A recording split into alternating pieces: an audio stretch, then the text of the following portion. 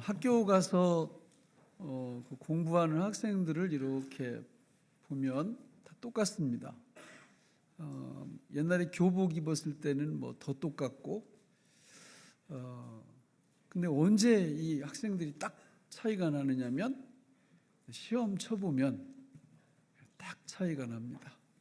시험 쳐보면 어떤 사람들은 좋은 점수를 받기도 하고, 또 어떤 학생들은 점수를 초월하는 사람들도 있고, 그렇게 딱 드러나요. 근데 수업 시간에 가만히 잘 이렇게 지켜보고 있으면, 제가 수원에 있을 때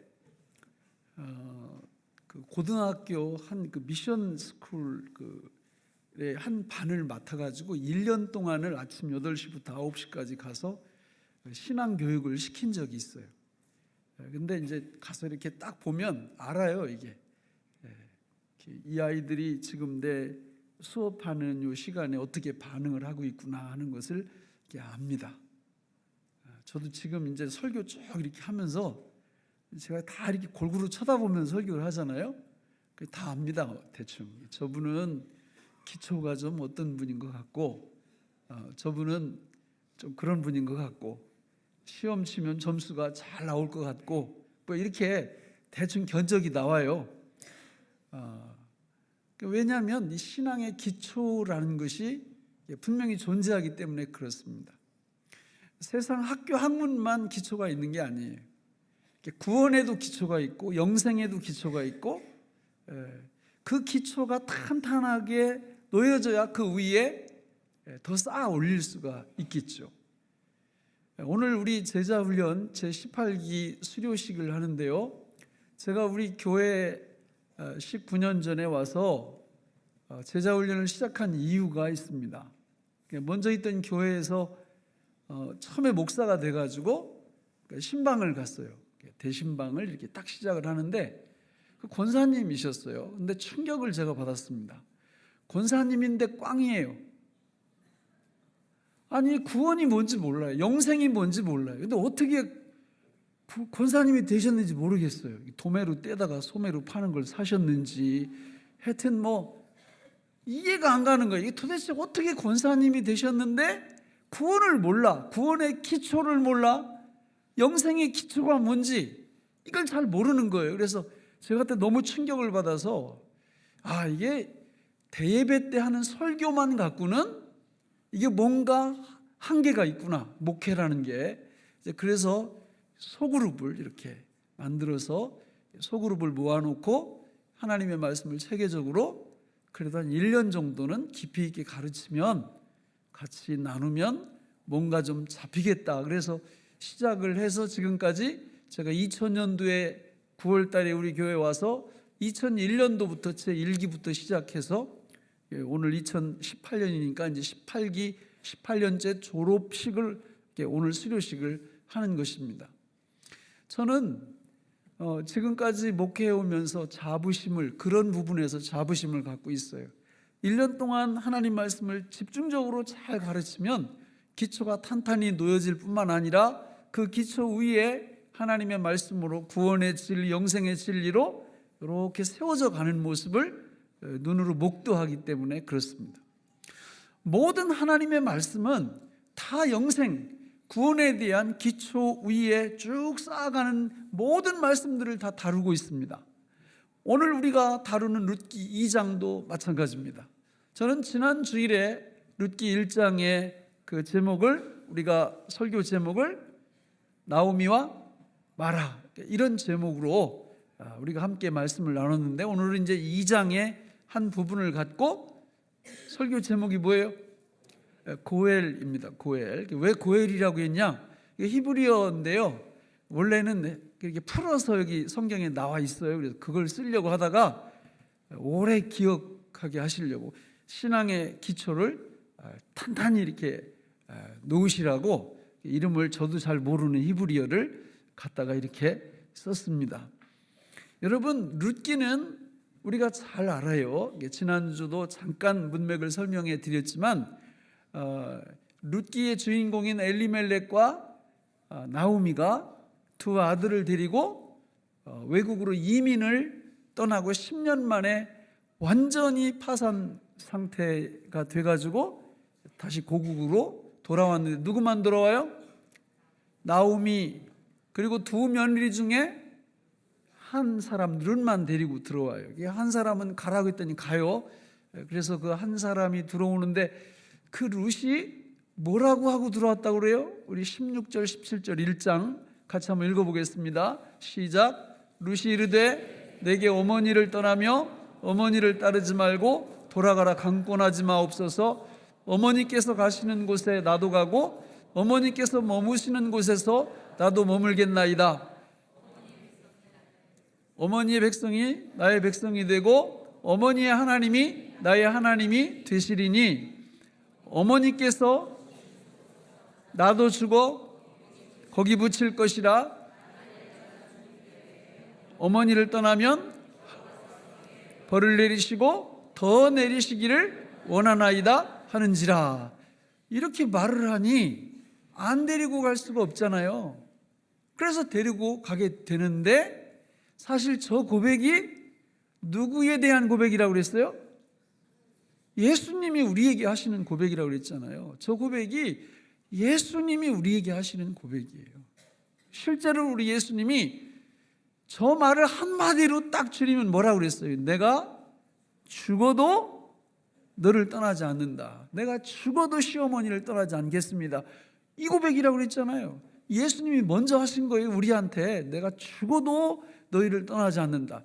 예수님이 그 약속 지키셨어요? 안 지키셨어요? 지키셨잖아요. 예수님은 죽어도 우리를 안 떠나십니다. 그러면서 우리한테 똑같은 신앙을 요구하는 거예요. 너희들도 죽어도 나를 떠나지 말라. 우리는 어떻습니까? 삐진다고 떠나고 열받는다고 떠나고 가기 싫다고 떠나고 돈 아깝다고 떠나고 이래 떠나고 저래 떠나고. 이게 그 신앙이 아니죠.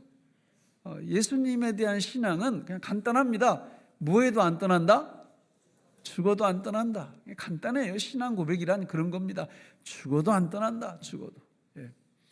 여러분 룻기가 이렇게 시작을 합니다. 그래서 고국으로 돌아오는데 희망이 있어요? 없어요? 희망 없어요. 아니 두 과부가 이게 돌아오는데 무슨 희망이 있습니까? 희망이 있다면 제도적으로 하나가 있는데 그게 뭐냐면 희년제도예요. 희년제도. 그러니까 이 희년이라는 이 제도가 뭐냐면 이스라엘은 이제 엘리멜렉하고 나오미가 땅을 팔고 갔지만 땅을 판 게 아니라 사실은 경작권을 판 것입니다. 소유권은 사람에게 안 주셔요. 하나님이 다 하나님이 거니까 하나님 거고 이렇게 경작할 수 있는 권한만 딱 줬는데 내가 팔을 때는 그것만 파는 건데 몇 년 동안 파는 겁니까? 예, 희년을 기점으로 해서 파는 거예요. 예를 들어서 희년 지난 지 30년이 됐다 그러면 20년 경작권만 파는 겁니다. 왜? 20년 지나면 자동으로 들어오게 돼 있어요. 근데 이 나오미하고 룻이 돌아왔을 때 문맥을 보면 뭐 몇 년 안에 자기한테 돌아올 희망이 있습니까? 없습니까? 없어요. 그런 희망이 있으면 기다리면 되죠. 근데 제가 볼 때는 30년 이상 남았던 것 같아요. 그러니까 그 부분은 희망이 없는 거예요. 그런데 그 속에서 희망이 하나 있습니다. 그게 뭐냐면 바로 오늘 설교 제목인 무슨 제도? 고엘 제도. 고엘 제도가 뭔지는 좀 이따 설명을 해드릴 거예요. 그래서 이제 들어왔는데 당장 목구멍이 포도청이라고 먹어야 살 거 아닙니까? 근데 뭐 농사 지을 방법도 없고 땅도 없고 그러니까 천상 어떻게 했느냐면 나가서 뭘 주워야 돼요? 곡식 이삭 줍기를 해야 되는 거예요. 이삭 줍기. 그러니까 이삭 줍기를 하는데 시어머니는 내가 볼 때 상당히 참 움직이기도 힘든 그런 상태인 것 같아요. 나오면 못 나가. 그러니까 누가 나갑니까? 룻이 이삭 주러 나가는데 여기서 서광이 비쳐요. 2장 3절을 같이 한번 읽어보실까요? 여기 앞에 있습니다. 시작. 룻이 가서 베는 자를 따라 밭에서 이삭을 줍는데 우연히 엘리멜렉의 친족 보아스에게 속한 밭에 이르렀더라. 여러분 저기서 가장 중요한 단어가 어떤 단어 같아요? 우연히. 우리 인생사 속에서 일어나는 모든 일들은 우리 눈으로 볼 때는 다 뭡니까? 다 우연이에요. 여러분 스스로 만나신 것도 우연이고요. 저하고 여러분하고 만난 것도 인간의 눈으로 볼 때는 우연이에요. 제가 지난 주일날 설명해 드렸죠. 제 이름이 여기서 썩을 이름이 아니라고. 이래봬도 서울에서 한 자락 해먹는 그런 이름인데 어쩌다가 평택에서 이러고 있는지 우연히 그렇게 된 거예요. 우연히. 그러나 하나님의 섭리적인 관점에서 볼 때는 절대 우연이 아니라 그것은 필연입니다. 필연. 우연을 가장한 필연이에요. 필연. 이 세상에 무질서하게 막 되는, 그냥 이렇게 저렇게 되는 것 같지만 그 밑에 속에 딱 보면 하나님의 정확한 필연이, 섭리가 지금도 역사하고 있는 줄로 믿습니다. 술을 놓을 때 이렇게 보면 뒷면에서 보세요. 뒷면에서 정말 무질서하죠? 그렇지만 앞면으로 싹 돌려보면 정확한 질서, 그 술을 놓는 사람이 뭘 하고자 하는 그 모습이 정확히 드러나잖아요. 하나님께서 그렇게 역사하십니다. 우리가 역사를 망치는 것 같지만 못 망쳐요. 겉으로 망치는 것처럼 보일 뿐이죠. 우리 하나님의 정확한 섭리와 필연 속에서 이 역사, 이 우주는 정확히 흘러가고 있는 줄로 믿습니다. 그러니까 이게 우연히 가서 이게 이삭을 주었는데 하필이면 누구 밭에서? 보아스 밭에서 이삭을 주었다 그 말이죠.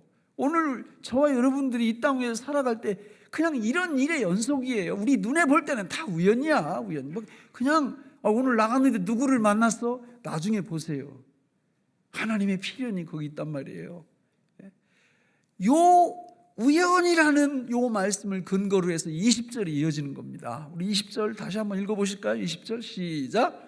나오미가 자기 며느리에게 이르되 그가 여호와로부터 복받기를 원하노라. 그가 살아있는 자와 죽은 자에게 은혜 베풀기를 그치지 아니하도다 하고,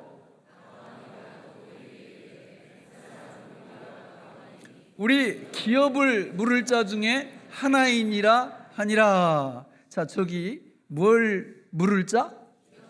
기업을 물을 자. 저 말을 히브리어로 바꾸면 고엘이에요. 고엘. 그러니까 기업을 물을 자라는 거는 고엘이라는 말. 고엘. 요게 희망이에요. 희망. 그러니까 희년이 안 와도 저 고엘, 기업을 물을 자가 기업을 찾아줄 수가 있어요. 예를 들어서 내가 저 사람한테 경작권을 이렇게 딱 샀는데 그 사람의 형제나 친척이 와서 내가 돈을 줄 테니까 그 경작권을 다시 원주인에게 돌려주시오. 그러면 내가 거부할 수가 없어요. 그거를 돌려줘야 됩니다.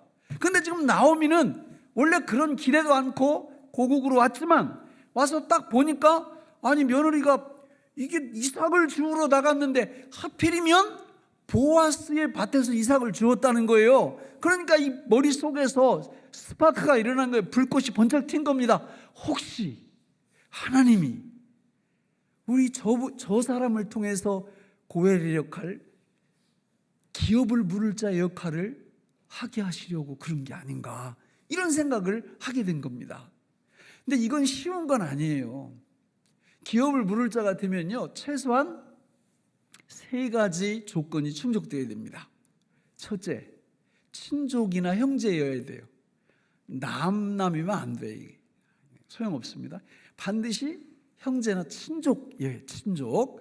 두 번째는 뭐니 해도 머니가 많아야 돼요. 어떤 분들은 머니 많은 거에 대해서 이렇게 알러지 반응을 보이려고 그러는데 여러분 그런 거 아닙니다. 이게 머니가 중요한 거예요. 머니 없으면은 이거 어떻게 고엘 역할을 하겠어요? 돈이 많아야 이거를 그걸 사가지고 돌려줄 거 아닙니까? 돈이 많아야. 세 번째는 돈 아무리 많아도 따뜻한 마음, 형제를 사랑하는 마음이 있어야 돼요. 그러니까 이 3가지가 충족이 돼야 뭐가 될 수 있다? 고엘, 기업 물을 자가 될 수 있는 거예요. 그러니까 룻기가 하나님의 말씀이라는 거는 이런 부분들이 이게 톱니바퀴 딱딱 이렇게 맞아 들어가도록 딱 맞아 들어가는 걸 보면서 이 하나님의 말씀이라는 확실성을 논증하고 있거든요, 사실.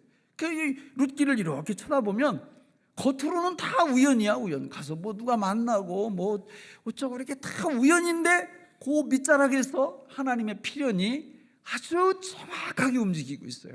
그걸 볼 때 하나님의 말씀이 아니라고 할 수가 없어요. 하나님의 정확한 말씀입니다. 그런데요, 이게 정말 쉬운 일이 아니에요. 여러분 한번 입장 바꿔놓고 생각해 보세요. 지금 내 형제가 굉장히 힘들어. 근데 내가 한 3억만 이렇게 투자해가지고 도와주면 딱 일어나서 살 수 있어요. 그러면 여러분 같으면은 뭐 내가 한 30억 갖고 있다. 그러면 3억 딱 투자해가지고 해줄 수 있습니까? 예, 성가대만 가능해요. 보니까 성가대를 많이 하시면 이렇게 마음이 넓어집니다. 아니 하실 수 있는 분이 있죠. 그러나 다는 아닐 거예요. 본문에도 나옵니다. 본문에도 사실은 요 보아스보다 엘리멜렉하고 더 가까운 친족이 4장에 나와요. 4장에. 근데 그 4장에 나오는 친족의 이름이 성은 아시고 이름은 무게야. 그러니까 그래서 합치면 아무개. 아무개. 그러니까 이분이 처음에는 당신이 고해를 하시오. 그러니까 내가 하겠어. 이렇게 하고 나서 실제로 법적 절차를 밟으려고 딱 들어가니까 딱 사양을 합니다. 나 못합니다. 왜 못합니까? 그러니까 성경에 정확히 내 기업에 손해가 있을까요? 나는 못합니다. 이 사람 욕할 거 없어요. 이게 상당히 이게 일리가 있어요. 왜냐하면 지금 이 나오미 가정은요 문제가 하나 또 있어요. 고엘 역할을 하려면 무슨 문제가 있냐? 그냥 일반 가정에서 재산을 다 팔아가지고 기업 물을 자가 와서 이렇게 사주기만 하면 되는 그런 게 아니고 이 집은 지금 사줘봤자 소용이 없어요. 왜요? 아들이 없어. 남자가 없다고 이 집안에. 그래서 아들까지 만들어줘야 돼요. 아들까지. 그러니까 그 아무개 씨가 못한다고 하는 게 그게 일리가 있죠. 일리가. 그러니까 이 돈도 들어가고 여러분이 지금 성경을 이렇게 보시면은 그 배경을 이렇게 보시면 이게 지금 보통 일이 아닙니다. 자, 지금 보아스나 누가 기업 물을 자가 딱 되면은요 장가까지 가져야 돼. 그런데 장가라는 게 이 당시에는 이제 이 집을 살리려면 일부 다처제가 어쩔 수 없이 돼야 되는 거예요. 일부 다처제가 여러분 안 해봐서 모르시죠? 그 상당히 그거 아주 피곤한 겁니다. 일부 다처제가. 그리고 여기 지금 두 여인이 있어요. 두 여인이 하나는 시어머니가 계시고 하나는 며느리가 있어요. 그럼 누구하고 결혼을 해야 돼요? 나오미 시어머니는 이미 끝나서 할머니. 애 못 낳아요. 그러니까 누구하고 살아줘야 돼요? 룻하고 살아줘야 되는데 여러분 보아스의 나이가 몇 살인지 아십니까? 룻하고 비슷한 나이가 아니에요. 거의 나오미 동급이야. 그러니까 이 남자가 이제 겨우 어떻게 보면 이제 생산 능력이 거의 이렇게 말라가는 그런 시점에 이제 젊은 그 며느리 같은 사람하고 결혼을 해야 되는 거예요. 그 결혼만 할 뿐만 아니라 결혼해서 누구를 낳아줘야 돼요? 아들을 낳아줘야 돼. 그리고 아들을 낳아줘서 결국은 그 모든 것들을 누구한테 다 돌려줘야 돼요? 엘리멜렉한테 다, 나오미한테 다 돌려줘야 돼. 그리고 이 두 여인들을 먹여 살려야 돼요. 그러니까 이게 보통 헌신이고 보통 수고입니까? 그러니까 아무개 씨가 못한다고 하는 게 이해가 가지. 그러나 여러분 보아스가 이 기업 물을 자의 헌신과 희생을 딱 했을 때 이 보아스가 누구의 조상이 됩니까? 예수 그리스도의 조상이 됩니다. 무슨 얘기냐면 보아스의 헌신, 보아스의 충성, 보아스의 희생은 누구를 위한 희생이었어요? 예수님, 메시아를 위한 희생이었다 그 말이에요. 오늘 여기서 적용점이 있는 겁니다. 이 땅에서 살아가는 수많은 하나님의 백성들이 여러분 예수를 위함이라면, 예수님을 위한 헌신이라면 그 기회가 찾아왔을 때 놓치지 마시라는 거예요. 아무개시처럼 내 기업에 손해가 있을까 하여 나는 예수님께 충성 못합니다, 헌신 못합니다. 그러면 이렇게 아무개시가 되는 거예요. 이름도 안 남어 역사 속에. 이 보통 문제 아니에요. 11조 좀 하시죠. 내 기업에 손해가 있을까요? 주일 좀 거룩하게 지키시죠. 내 기업에 손해가 있을까요? 주를 위해서 헌신도 하시고 봉사 좀 하시죠. 내 기업에 손해가 있을까요? 이렇게 쭉 살아가 보세요. 나중에 누구 된다고요? 아무개씨 그냥 싹 사라져 버려요, 역사 속에서. 그러나 예수님을 위해서, 예수님을 위한 헌신, 예수님을 위한 희생, 우리가 정말 손해 많죠. 손해 많아요. 여러분 11조가 그게 작은 돈이 아닙니다. 작은 돈 아니에요. 손해 많아요. 주일날 여기 오셔서 예배드리고 봉사하고 헌신하고 손해 많아요. 손해 많아. 실제로 손해 많아. 그러나 우리 눈앞에 그렇게 보일 뿐이에요. 우연히 필연이 되는 것처럼 눈앞에 손해 같지만, 그러나 세월이 흘러갔을 때 보아스는 역사의 길이 남는 예수 그리스도의 조상이 돼버리고, 그걸 거부했던 아무개씨는 여전히 아무개씨로 남을 수밖에 없는, 이런 현실이 우리 앞에 있는 겁니다. 여러분 오늘 말씀에 보면요, 이 고엘이라는 단어,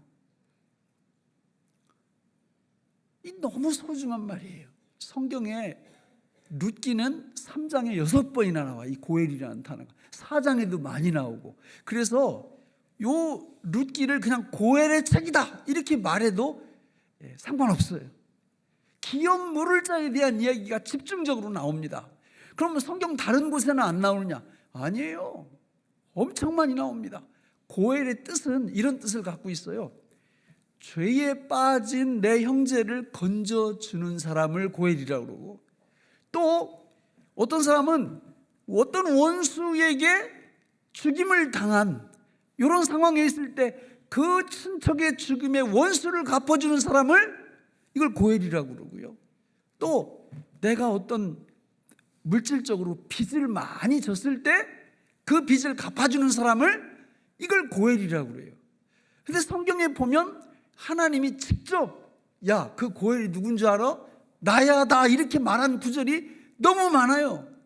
그러니까 우리 하나님이 어떤 일을 이 땅 위에서 하셨느냐면, 이스라엘 백성들의 빚을 갚아주시고, 이스라엘 백성들의 죄값을 갚아주시고, 이스라엘 백성들이 원수한테 죽임당했을 때 원수를 갚아주시고, 이런 일들을 누가 하셨다는 거예요?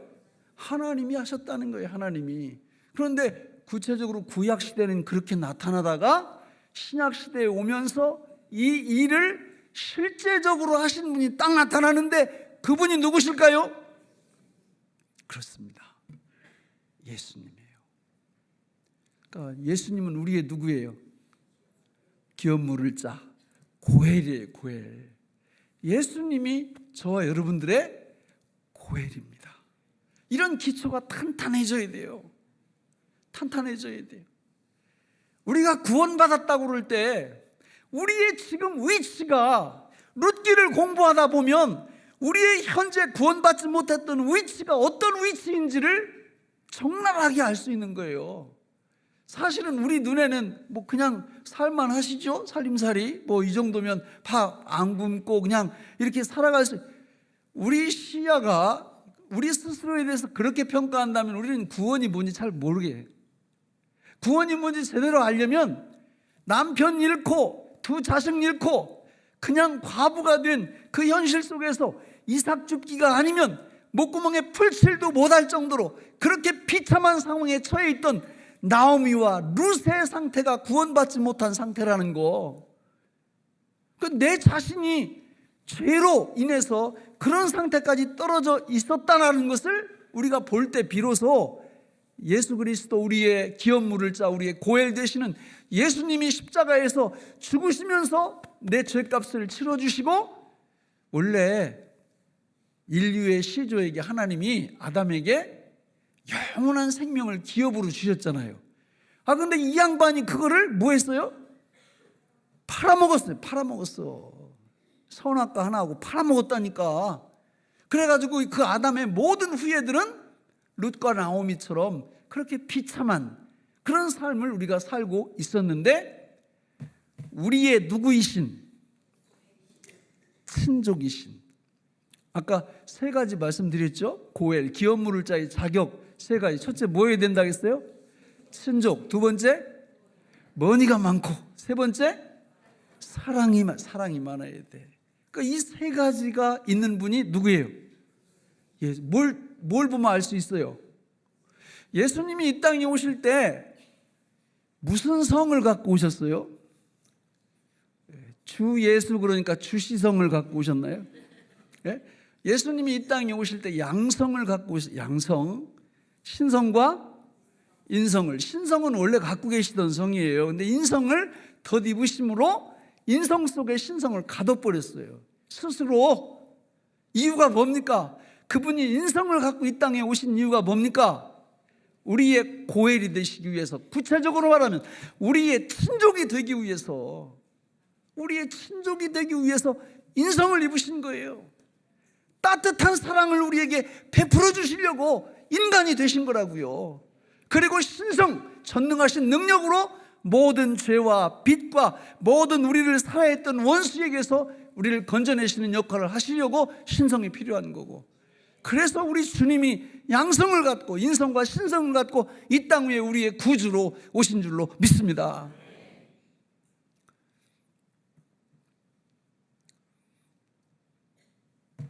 너무 감격스러운 거예요. 구원이란, 여러분, 내 자신이 죄로 인해서 나오미와 룻의 그 비참한 상태, 거기에 가 있는 내 모습을 볼 수 있어야 구원의 기초가 제대로 놓이는 거예요.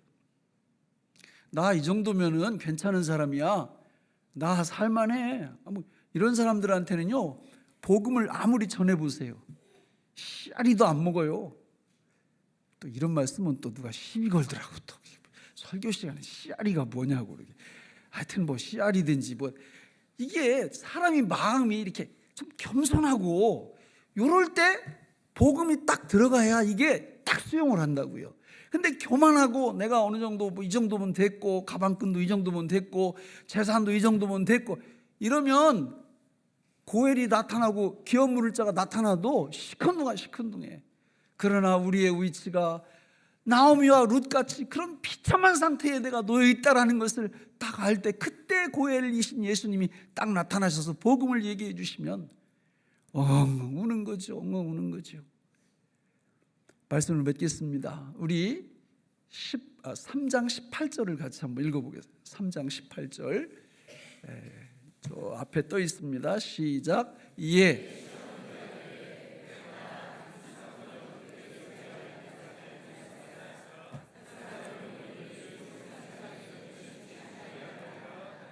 오늘 이 일을 성취하기 전에는 무하지 아니하리라. 누가요? 본문에서는 보아스가 고엘의 역할을 완수하기 전까지는 쉬지 않겠다는 말씀이고, 영적인 보아스이신 예수 그리스도께서 온 당신의 백성들을 구원시켜내는 일을, 기업물을 짜의 일을 주님 재림에 오실 때까지 무하지 않으신다는 거예요. 쉬지 않으신다는 거예요. 할렐루야. 이게 우리의 희망이고 이게 우리의 소망입니다. 우리의 고엘 되시는 예수 그리스도께서 당신의 기업물을 짜의 그 소임을 쉬지 않으시겠대요. 우리가 할 일이 뭡니까? 우리가 할 일은 저렇게 말씀하시는 예수님 앞에, 예수님, 내가 주님을 믿습니다 하는 신앙 고백, 이거 하나. 예수님, 내가 주님을 믿습니다. 고엘 되시는 주님을 믿습니다. 날마다 이 고백, 믿음 고백, 신앙 고백, 사도신경, 그렇게 중요한 거예요. 그런 당신의 백성들에게 우리 예수님은 고엘이 되셔서 우리 구원의 기초 위에서 구원의 완성까지 실패하지 않으시고 저와 여러분들을 구원해 내실 줄로 믿습니다. 기도하겠습니다. 하나님 아버지, 오늘 우리에게 주신 이 말씀이 생명의 양식이 되게 하여 주옵소서.